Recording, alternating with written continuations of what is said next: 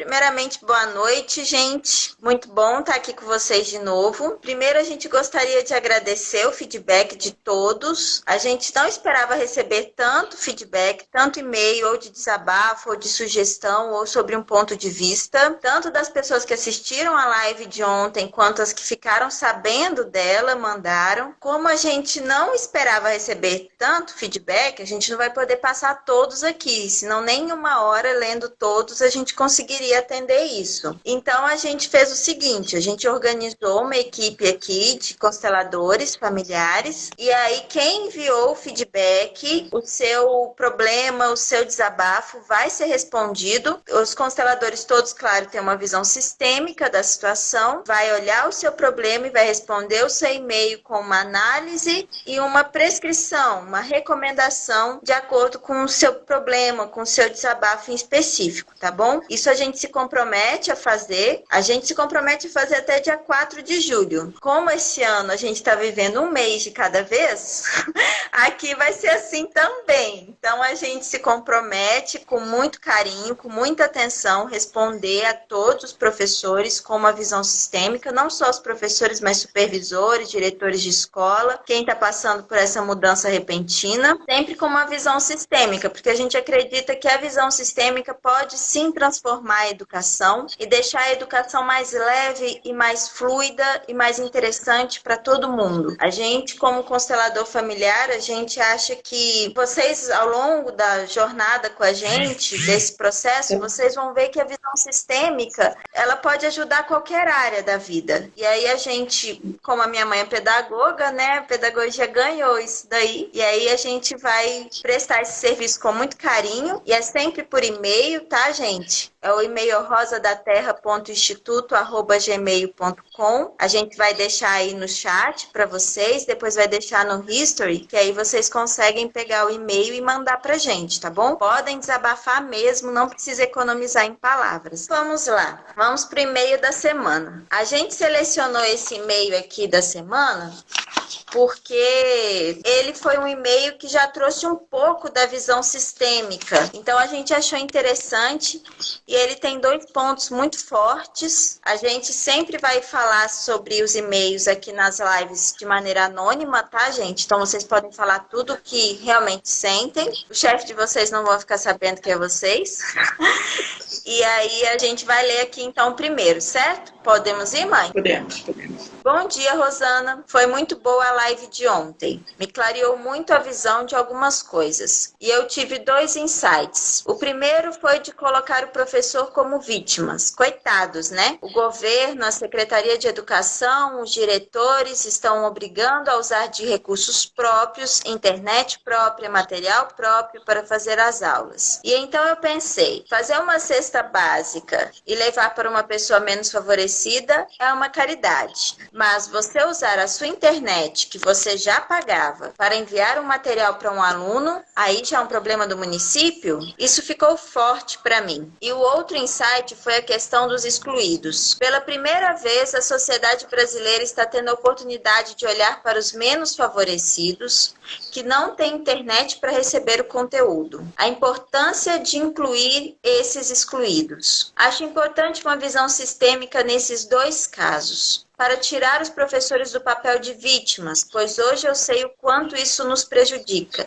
e também de incluir os excluídos. Bem, a primeira coisa que o que a Ana falou é muito legal, que esse mês a gente vai fazer essa jornada para os professores, essa jornada sistêmica para os professores, toda quinta e sexta, né? Mas aí a gente vai divulgar um pouco mais, e se vocês puderem divulgar, a gente agradece. Bem, com relação a esse e-mail, ela bateu num ponto muito importante. Quem não conhece o Bert-Helling e o trabalho das constelações, são 3 leis naturais que atuam em todas as relações. Então, essas leis naturais, elas servem para a gente aprender a se relacionar com tudo na vida, tudo. Então, serve para toda profissão, para todo contexto, é só uma questão da gente ir aprendendo e ampliando a nossa consciência para usar essas 3 leis naturais. E a primeira lei é que sistemas não aceitam exclusão. Então, ela citou 2 pontos aí. O primeiro é a questão da vítima. Gente, sempre que a gente se coloca numa posição de vítima, a gente está se colocando numa posição vulnerável, como alguém fraco, e a gente vai ser tratado como alguém fraco, como uma criança pedindo ajuda. E, na verdade, numa relação profissional, e a relação entre os professores, os supervisores, os diretores, mesmo a relação entre o professor e a família, é uma relação entre adultos. Os adultos estão resolvendo o que diz respeito à formação e à educação das crianças. Então, é muito importante que as 2 partes se posicionem como adultos. Então, por exemplo, com relação à família,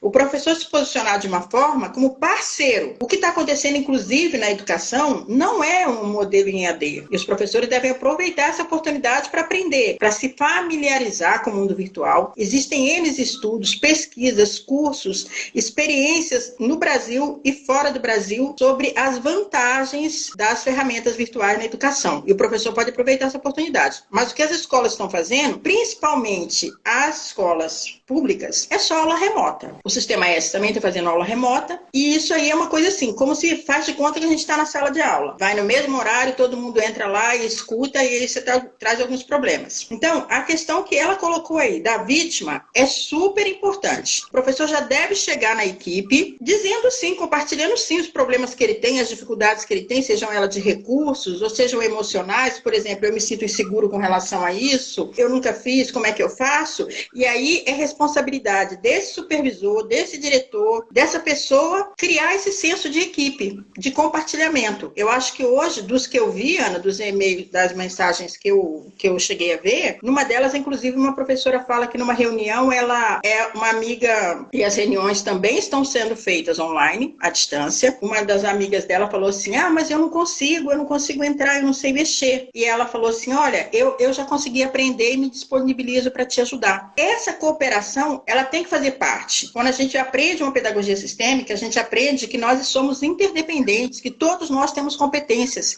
E compartilhar essas competências fortalece a cada um de nós. Então, se no grupo tem uma que já sabe digitar com rapidez e tem outra que sabe acessar as plataformas, compartilhar estratégias. Esse é o papel de um líder. Então, o professor na sala de aula, ele é um líder diante do aluno. O supervisor com a equipe é um líder diante da equipe. Mas entre equipe é uma situação diferente, porque são adultos lidando entre si. Então, eu, como supervisor, posso sugerir estratégias para ajudar a solucionar aquela dificuldade, seja ela falta de recurso, o que for. Mas o professor já tem que chegar numa postura de adulto. Olha, está sendo colocado isso para ser feito, mas eu tenho essa dificuldade, alguém aí tem uma ideia para me ajudar? Porque, gente, aquilo que a gente discutiu ontem sobre modelo mental é muito sério. A gente estava acostumado de um jeito e tem uma resistência natural por parte de todos os envolvidos. A menor resistência ainda vai ser a dos alunos, porque ainda mais quem trabalha com criança, e vai ser, de certa forma, mais fácil. Porque quando eles colocam assim, não posso fazer a tarefa, que foi uma das que eu li hoje também, porque aqui em casa não tem internet, porque minha mãe não tem dinheiro e não pagou a internet. Aí você vai comentar com ela. E aí, o que a gente pode fazer? Como é que a gente pode resolver isso? Porque as crianças também aprenderam que a gente olha para um problema e pega aquela dificuldade como desculpa para não fazer mais nada. Gente, nós não fomos educados para olhar para a solução. Aliás, nós não fomos educados para construir soluções. Quem constrói solução é quem pensa, quem reflete, quem corre o risco de errar, quem é criativo. Nós fomos educados para dar a resposta certa e obedecer. E agora está sendo exigido uma coisa um pouco diferente. Aproveitem essa oportunidade. Aproveitem na equipe de vocês, com, por exemplo, a Adriana, que eu sei que faz roda de terapia comunitária com os professores, nas escolas. Aproveitem para desenvolver o senso de cooperação. Todos têm algo para contribuir. Numa equipe não tem gente errada, tem gente certa no lugar errado. Então, isso é um momento muito rico de empoderamento de todos nós como adultos e como profissionais. Porque, às vezes, também, eu como liderança, olho para o outro, sem perceber, essa questão da hierarquia para a gente é um pouco difícil. E aí a gente sente que em cima na hierarquia, instintivamente, às vezes inconscientemente, já sente como se ele fosse superior e se o outro fosse mais fraco. Não se trata disso. Se trata de funções... Inclusive, você falou sobre... Desculpa interromper, mas inclusive você falou sobre obedecer e a gente foi ensinado a obedecer, mas com raiva. A gente obedece, na maioria das vezes, a gente obedece com raiva, principalmente o chefe, principalmente o supervisor, os senhor. Vou falar como mãe. Não? Você era uma que odiava ser mandada. Odeia até hoje, né, filha? Detesto, por isso que eu sou autônoma, por isso que eu não tenho chefe, por isso que eu nem prestei concurso na minha vida. Não conseguiria. Falou bobagem, porque você tem chefe, sim. Todos os seus clientes são seus chefes, entendeu? E você trabalha para atender as necessidades deles. Mas o que é a verdade? A verdade é que o ser humano, ele não nasceu para ser amestrado. Ele não nasceu para ser igual um cachorrinho que a gente ensina o que o cachorrinho tem que fazer. A gente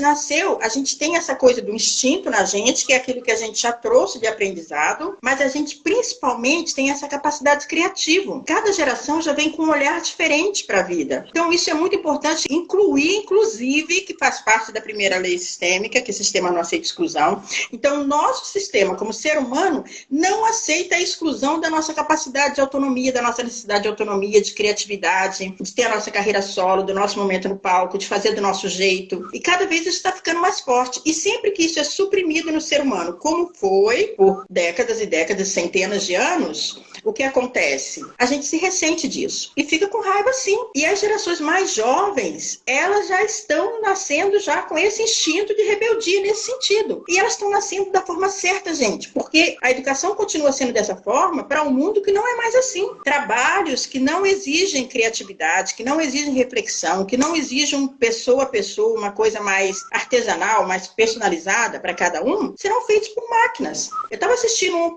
programa, que você sabe que eu gosto desse programa de casa, de arquitetura, como eles fazem casa na Europa. Cara, os caras estão comprando telha e pedaço de parede em fábricas que não tem um ser humano, tudo é máquina. Tudo é máquina. Então a gente precisa olhar para isso. Nós estamos educando essas crianças para que mundo? É de novo a primeira lei sistêmica, incluir a realidade da automação, incluir a realidade de que todo trabalho repetitivo será feito pelas máquinas, incluir a realidade de que o educador, que foi uma das falas, eu acho que foi até a Rô que está aqui que falou hoje, sobre o professor estar com medo do fato de que antigamente, no modelo mental do professor e no modelo de trabalho do professor, ele era especialmente um transmissor de informação. Só que hoje, gente, informação está disponível na rede. Nenhum professor é capaz de dar uma aula tão boa quanto você assistir uma aula de um cara que é especialista naquilo, um PhD naquilo, sei lá o quê, ou num dia, ou num fim de semana, maratonar uma coisa de um tema que você gosta, e você pode, num fim de semana, assistir não sei quantas aulas de não sei quantas pessoas, mesmo em outros idiomas, porque tem o tradutor. Então, hoje, o professor deixa de ser, isso é uma bênção. Ele pode deixar de ser aquele cara que fica ali igual um papagaio, todo ano repetindo a história do Brasil, para ser o cara que lê junto com os alunos e que ajuda a refletir, que faz pergunta, que aprende, que questiona e que leva para diante. Só que isso é novo. E prestem atenção, o que está acontecendo agora na pandemia não está exigindo isso de vocês, não. Está exigindo só que vocês deem aula remota. Dei a aula aqui como se estivesse na sala de aula e o cara lá estudasse, ouvisse, fizesse as atividades, se enviasse as atividades e você corrigisse. Então está se tentando repetir o mesmo modelo. Mas todos estão tendo a oportunidade de aprender algo novo, de incluir o mundo digital, de incluir as ferramentas digitais, de sair desse preconceito que a gente tem mesmo. E não é só preconceito não, porque eu tenho 59 anos e eu vou falar. Dá o medão do cão. Eu estou fazendo isso aqui tem um mês. É que eu gosto de aprender.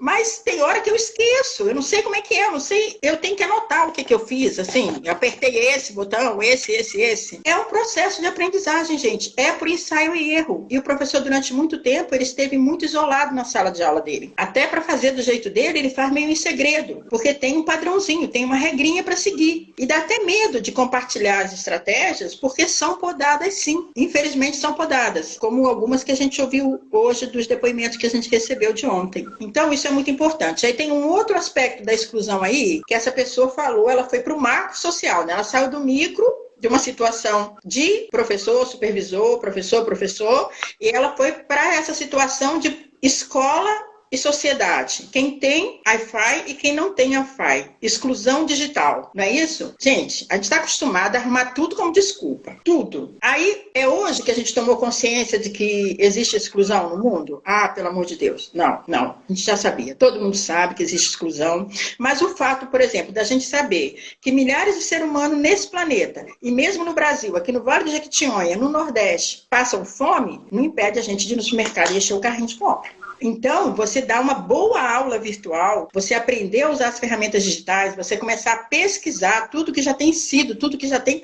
Porque ontem eu falei e vou repetir aqui agora. Essa situação não desmontou só o nosso modelo de aula presencial, desmontou também o modelo que nós tínhamos de educação à distância, que era um modelo também conteudista, só de passar informação, entendeu? Então, tudo isso vai ter que ser repensado, tudo isso, e é um bem para todos nós, é uma oportunidade de ouro. Ah, mas aí o professor fala, mas se eu vou ter que usar a internet da minha casa? Talvez sim, mas se você fizer isso e aprender isso, você vai ter um ganho tão grande que um dia você vai chegar para a prefeitura e falar assim, nossa, obrigada por não ter obrigado a ir para não sei onde usar a sua internet, porque na minha eu posso usar quantas horas quiser, eu posso pesquisar o que eu quiser, eu posso descobrir o que eu quiser e aqui dentro tem um universo para me aprender, entendeu? É que às vezes a gente só vai tomar consciência das oportunidades que a gente tem quando já passou. Agora, cavalo selado não bate na porta de todo mundo toda hora. Tá todo mundo em casa, tendo o seu tempo para fazer isso. Aproveita. O maior ativo que a gente tem é o nosso tempo. Não é dinheiro, não é salário. É tempo. É o tempo. Como você vai usar o seu tempo? Poder aprender. Aí teve uma pessoa que falou uma coisa também, que a Ana falou que a gente ia ler só essa, mas eu não resisto. Eu tenho que falar alguma coisa, porque aquilo é muito importante. Ela falou assim... Esqueci, cara. Foi o sentimento de culpa. Foi a culpa. Foi de sair do quadradinho. Mas eu vou lembrar daqui a pouco. Não, mas sabe o que eu achei interessante você falando? Porque, assim, eu pensando nas possibilidades que eu tinha quando eu era estudante, né? E agora um professor, ele pode trazer a aula de um cara bam de física para dentro da sala de aula dele. Ele pode pegar essa aula cara e colocar dentro da sala de aula dele e aprender e refletir junto com os alunos dele, ajudarem os alunos a pegarem o que o cara tá falando. Isso é muito doido, na verdade, porque se o professor ele para pensar nessa possibilidade, isso é fantástico. É fantástico, mas só que isso mexe, Ana, na base de como está estruturado o nosso modo de viver e nos nossos valores e no nosso ego, por exemplo. Um professor que se propõe a aprender junto é uma coisa extraordinária. Mesmo que você trabalhe com adolescentes, principalmente se você trabalhar com adolescentes, isso gera um respeito extraordinário. Porque, gente, um adolescente não vê o mundo com os nossos olhos. E essa possibilidade do educador, ele gosta tanto de ensinar, porque nesse processo ele aprende. Porque com cada um, você vê o mundo por um outro ângulo. Entende? E isso é muito rico. Só que a gente tá que nem um robozinho, sabe? A gente foi treinado. Então a gente tá meio assim. E a gente tem que conseguir abrir. A gente tem que conseguir se soltar. E para isso a gente precisa, sim, de uma comunidade, gente. A gente precisa estar junto de pessoas, presencialmente ou virtualmente, que estejam usando a mesma coisa para dar suporte, entendeu? Porque o ambiente é hostil para quem começa. Agora, quando você começa esse movimento de tirar a máscara, de tirar as viseiras, é como se você cortasse as correntes e o que está do seu lado pensa assim, cara, se ela cortou e não morreu, eu vou cortar também. Sabe aquela história? Você experimenta comida, se não tiver veneno, você come também? Então, eu falo para os meus alunos, e aqui tem alguns alunos meus aqui, eu falo, gente, vocês são fermento da massa. Ouse fazer diferente. Tenha coragem, porque isso é extraordinário. Isso é realmente o que uma pessoa que escolheu essa profissão veio fazer na vida. Ontem eu falei hoje de novo. Eu sou fã de carteirinha do Rudolf Steiner. Quando ele fala, a profissão de educador, ela não é para qualquer um. Qualquer um pode transmitir uma informação. Quem fez curso técnico aí sabe muito bem que tem muita gente na educação que não é educador. Na faculdade a gente vê isso também. Professores que são pesquisadores que odeiam dar aula, não são educadores. Inclusive, eles não querem nem olhar para um aluno que tem uma capacidade de reflexão maior que a deles. Porque o top tem que ser eles. Então, essa possibilidade, ela é rica, Ana. Mas aí o professor tem que sair desse papel, que ele teria que saber tudo. Porque aluno ameaça o professor com isso, viu? Já viu? Você escreve uma palavra errada. O aluno hoje digita lá no celular e fala para você, como se fosse uma coisa maravilhosa. Professor, você escreveu errado. Entendeu? O Einstein, falou o Einstein. E aí você se sente assim, nossa, uma coisa, né? Porque outra coisa que a pedagogia sistêmica ensina a gente a incluir é o erro. A vida não tem ensaio, não. A gente aprende por acerto e erro. Ao vivo. A vida é ao vivo. Ao vivo em cores. Então, essa primeira lei da inclusão, que é uma das 3 ordens do amor, a primeira é sistemas não aceitam exclusão, o nosso sistema, como cultura, também não aceita exclusão. Quando a gente exclui o erro, a gente adoece como tem adoecido. Todo mundo tem medo de falar, porque todo mundo tem medo de errar. Então você faz uma reunião de equipe, seja na escola ou em qualquer lugar, todo mundo concorda, mas o pior O pior não, gente, é o sim que é não. A pessoa concorda, porque está com raiva, mas não tem coragem de se expor, de discordar, de manifestar. Mas na ação, na hora de fazer, na atitude, a atitude dela é o não. Eu sempre falo, olha, não tem não pior do que o sim que é não. Porque o não que é não, você chega e pergunta por quê? E aí a gente conversa e a gente chega num acordo. Não é isso? Chega num consenso. Mas o sim que é não tem nem conversa. E às vezes você vê na cara da pessoa que é não. Mas aí se você falar para ela, você tem certeza que você concorda? Claro que sim. Então nós aprendemos isso, aprendemos a mentir. As crianças estão dizendo hoje para os professores, tia, eu não posso fazer porque não tem internet. Minha mãe não pagou o Wi-Fi e cortaram. O dia que minha mãe pagar, eu faço de novo. Tem professor ouvindo isso. Hoje foi uma das mas que eu ouvi. O Gant, ele arruma um Wi-Fi até da padaria. Aí a fala dos professores é assim, tá vendo? Essa criança não tem vontade de aprender. Não, essa criança só tá repetindo o que ela escuta os adultos falarem o tempo inteiro. Não faço isso porque não tenho dinheiro, não arrumo namorado porque não sou bonita. Ou os homens, né? Igual meu filho. Meu filho falava que ele não arrumava namorado, Graciana, porque ele não tinha carro. Olha aí, arruma uma mulher sem carro, não tem carro até hoje, já tem a mulher. Então, o que acontece? A gente tem uma cultura da justificativa com fatores materiais. Fatores materiais, eles são, no fundo, o menos importante, porque eles são fatores externos, são recursos. Então, se eu não tenho um recurso, eu arrumo outro. Todo mundo fala que o brasileiro é criativo. O que é a criatividade? É você fazer algo sem ter os recursos necessários. Fala assim, se você quer fazer um almoço e você tem grana para ir no mercado e comprar todos os ingredientes da receita, qual criatividade que exige? Nenhuma. Agora chega a visita na sua casa e você só tem... Aí você inventa a roda e com o que você tem, você faz... Criatividade, ela existe onde carecem de recursos. Porque se tiver recurso, mas não, o brasileiro acha, não, tem que ter dinheiro. Se não tiver dinheiro para comprar tudo direitinho, a gente não faz. Bem, se fosse assim, a gente nem tava vindo, Nossa, né? se tivesse que ter dinheiro nesse país pra gente fazer as coisas... Pois é. E aí hoje eu ouvi uma, gente, que essa também eu tenho que contar. Uma professora que não está aqui hoje, a Osana, ontem ela estava e contribuiu demais. E a Osana disse que estava pesquisando hoje, que a Osana é uma estudiosa compulsiva, né? E ela estava estudando, ela também dá aula no nosso treinamento de pedagogia sistêmica. E ela disse que viu a historinha de um menino que não tem internet na casa dele, e para fazer as tarefas ele foi no açougue, usando o Wi-Fi do açougue.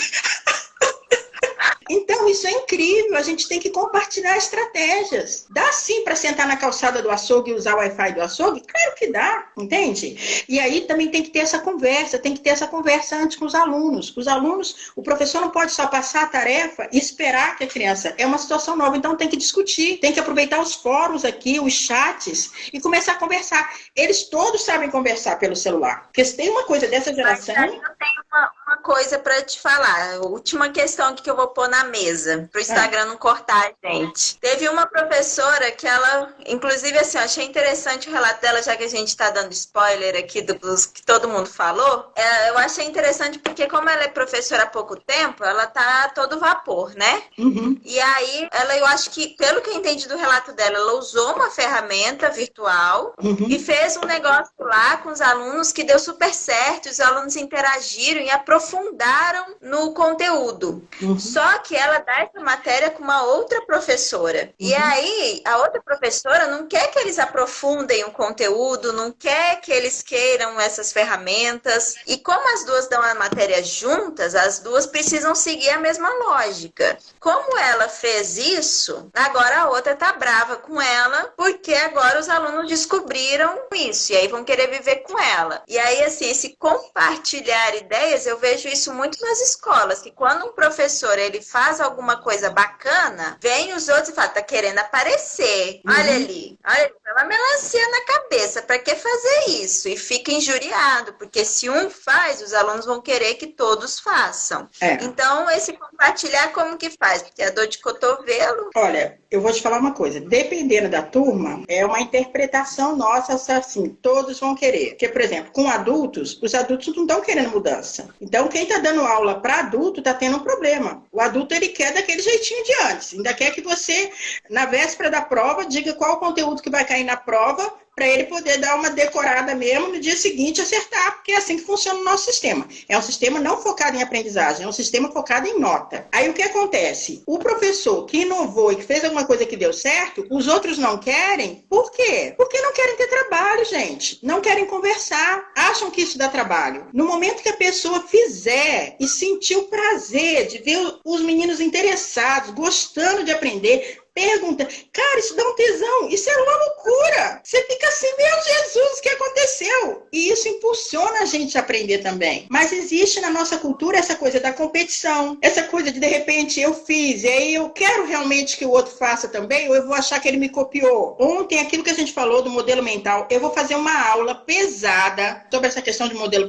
mental, muito focada na educação. E vai me obrigar a assistir. Na educação. Eu vou gravar isso, gente, vou colocar no nosso canal do YouTube, porque a gente precisa demais refletir sobre essas coisas. A gente precisa abrir a mente. Se a gente não abrir a nossa, não tem como abrir o do professor, o do aluno, a do aluno. Agora, os professores não querem isso. Eu tenho uma historinha até pior, não sei se dá tempo de eu contar. Eu tenho um amigo... Deixa eu ver, tá? Eu tenho um amigo não, ele é colega de trabalho. Trabalhei junto com ele por alguns anos no Sistema S. E ele também é da prefeitura. E aí teve uma época que ele foi trabalhar naquele... Sabe aquele sistema de fazer... Você vai lá só fazer a prova para conseguir o diploma de segundo grau, aí você marca... Supletivo? Tipo isso. Mas você vai lá só para fazer a prova... Você faz aula, né? Tem um outro que nem aula faz, né? Esse aí, que nem aula faz. Mas tem o plantão dos professores, cada dia é o plantão de professor de um conteúdo, e seria para você tirar as dúvidas. E aí você acha que esse aula tá legal, você marca a prova e faz a prova, para você completar o seu segundo grau. E aí ele voltou para lá e uns alunos estavam tirando dúvida com ele. E um professor mais antigo viu ele fazendo isso, chamou ele no canto e falou, olha, você não pode fazer isso, não. Ele falou, como não? O aluno, ele tem dúvidas, eu estou aqui para tirar dúvida. Ele falou, não, você está aqui só para entregar a prova e ele preencher. Mas por que isso? Porque abre precedente, gente. Porque a fala na sala dos professores é assim, os alunos não têm recursos, os alunos não têm jeito, os alunos não querem aprender, essas crianças não querem aprender, esses meninos não querem saber de nada. A fala é essa, e isso é muito triste. Sabe por quê? Tem uma coisa que a gente tem excluído, que é a capacidade do ser humano de se transformar e de aprender. Não pode uma pessoa estar na educação... Se ele é só alguém que está querendo aumentar a renda, e como o pessoal vai para o curso técnico só para dar uma aula à noite para aumentar a renda, e não está nem aí se vai ampliar a consciência, se não vai, é outra coisa. Mas se você é um educador, você está formando alguém que você sabe que vai além de você, que você sabe que vai para frente, vai embora, você está impulsionando alguém.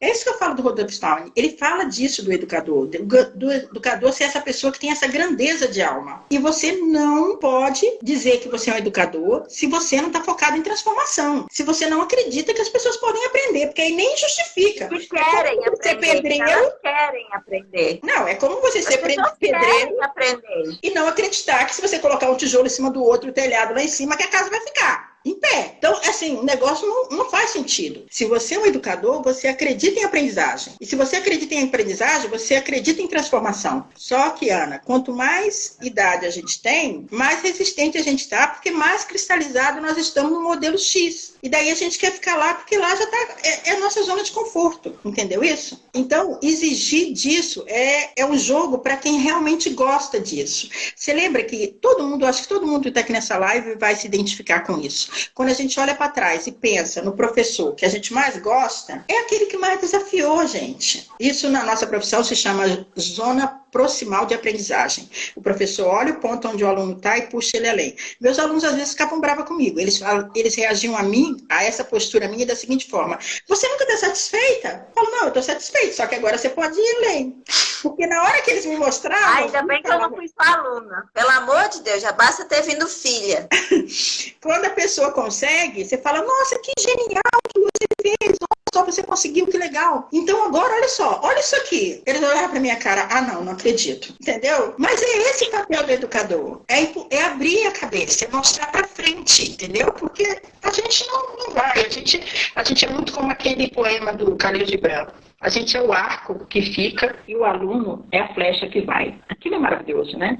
Eu amo demais o Khalil Gibran. Quem não conhece esse poema, procure conhecer. Então, essa primeira lei sistêmica, essa primeira lei natural, que é sistemas não aceitos exclusão, vale para os nossos sistemas individuais, para a gente internamente, para as nossas crenças, para os nossos sentimentos, para as nossas atitudes, vale para as nossas relações familiares, que na constelação familiar é onde a gente vê mais isso. Por que a gente vê mais nas relações familiares? Porque é o primeiro sistema onde a gente entra, é o nosso sistema de base, eu falo assim que é a nossa pista de decolagem. Então, às vezes, gente, se um professor, ou se um supervisor, um diretor, um profissional da sua equipe está agindo de uma forma muito infantilizada, se vitimizando muito, ele está realmente se colocando no lugar dos pais deles. É uma questão que ele precisa resolver com os pais dele. Hoje, eu fecho na ideia de que o meu principal trabalho é como educadora, ensinando essa visão sistêmica da vida. Mas a constelação é extraordinária, porque através da constelação eu consigo acelerar esse movimento de amadurecer, de deixar de agir como um adulto criança, de ficar exigente com todo mundo. Ah, mas eu não faço porque não tem isso, ou mas coitadinho de mim porque tem aquilo. Ah, mas hoje eu não fiz porque de manhã choveu. Gente, teve 3 meses de sol e a criatura não fez. Aí naquele dia ela não fez porque choveu. Eu não tenho estômago para ouvir, eu não posso ouvir porque eu não suporto, entendeu? Eu falo, presta atenção, olha o que você está falando. Quanto tempo você teve para fazer isso? Às vezes são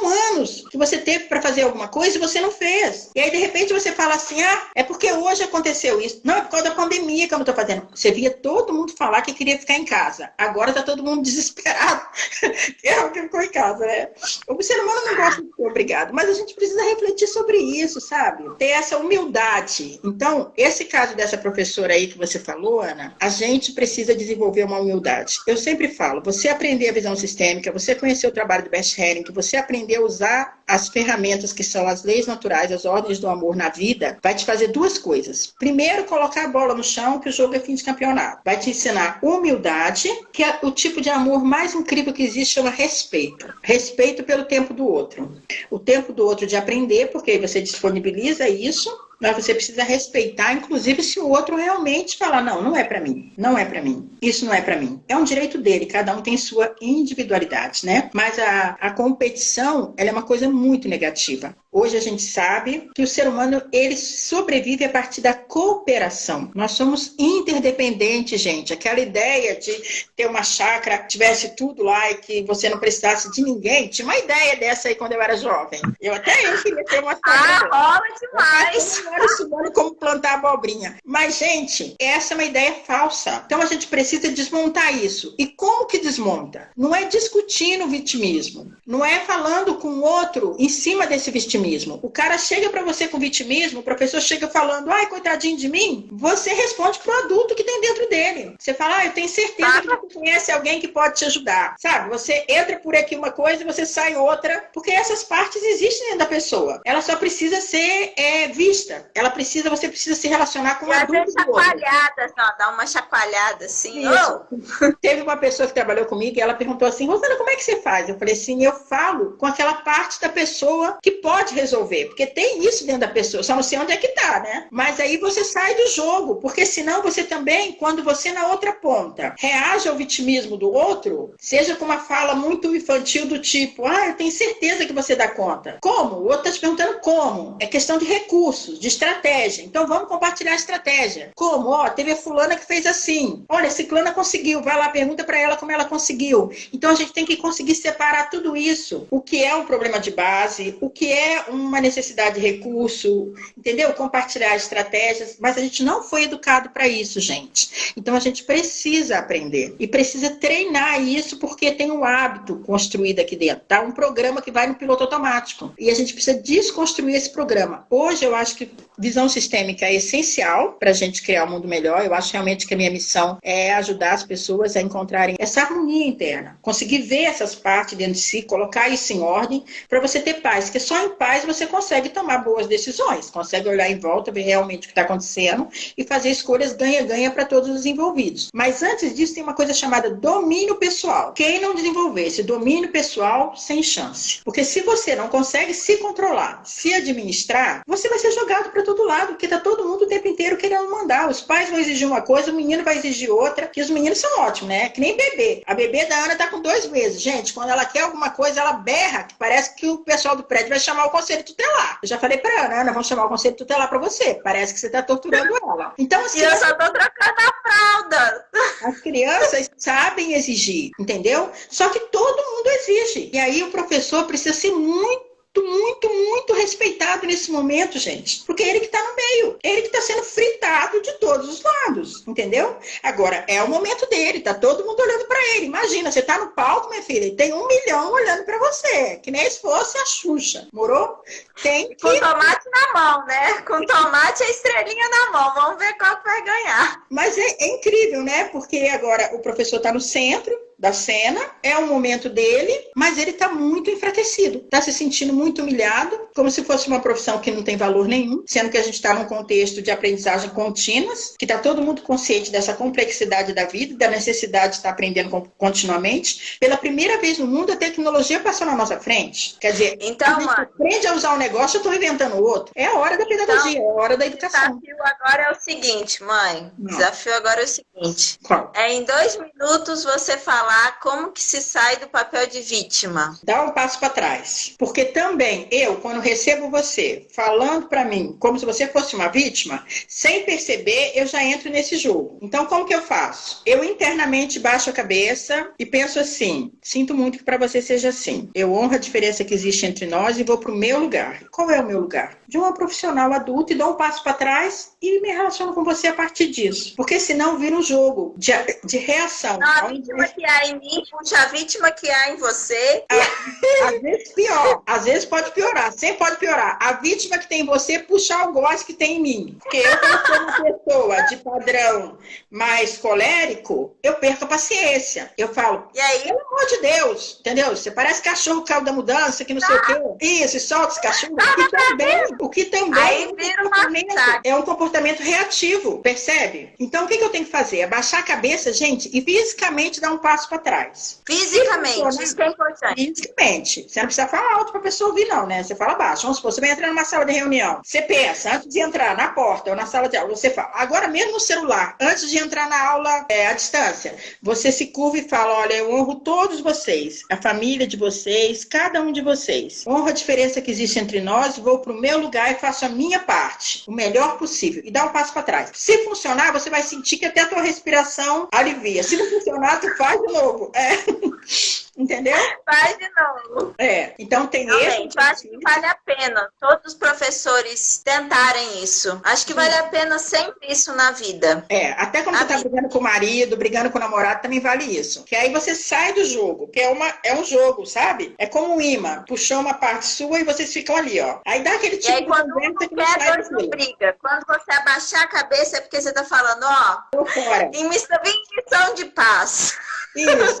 E aí vale aquele ditado, quando um não quer, dois não brigam. Mas até a gente conseguir aprender a sair desse processo de ser reativo, que a gente é muito reativo, a maior parte das nossas atitudes a gente acha que está agindo, mas na verdade a gente está reagindo, isso daí já é um grande avanço. É um exercício básico do trabalho sistêmico, você voltar para o seu lugar, sem julgamento, fala, ó, eu fico no meu lugar e faço a minha parte, a sua eu deixo com você. Fala isso internamente, aí você, ó, fica de boa. E aí faz a sua parte o melhor possível. Porque se você está numa escola onde é possível o ensino remoto, é porque você e uma boa parte dos seus alunos têm condição de ter esse acesso. Onde existe realmente a exclusão digital, isso não está sendo nem questionado, gente. Porque se não existe, não tem nem como tentar, não é verdade? Agora, não dá para usar o que não tem pelo que tem. Vai, fala. Bom, é isso. A gente vai se despedir antes que o Instagram faça isso pela gente de uma maneira muito bruta. E aí a gente tá aqui, continuar recebendo os e-mails, continuar recebendo todas as mensagens. Por e-mail a gente vai responder, como eu falei no início da live. E amanhã vai ter, no Instagram a gente vai postar um filme que a gente indica pro tema que foi falado de hoje, tá certo? É isso aí, gente. Quinta-feira que vem nós estamos aqui com o próximo tema e vocês podem mandar sugestões de temas para nós, viu, gente? Também. Fiquem à vontade.